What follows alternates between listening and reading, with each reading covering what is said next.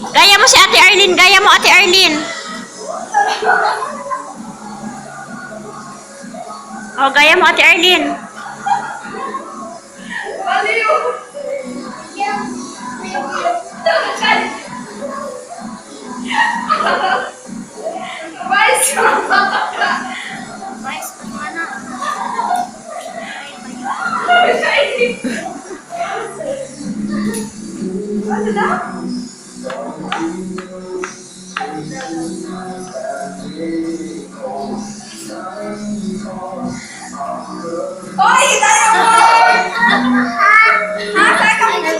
Hindi man, anak, ako na itatago ni Mami. Si Mami na magtago kasi dirty. Huwag ipasok dyan. Ako na magtatago. Ako na. Ako na. O dito, lalagay ko dito sa loob. Ay.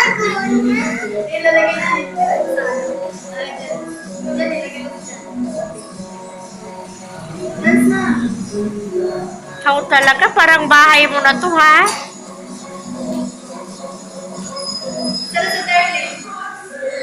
Napagod na agad si Ate Arlene.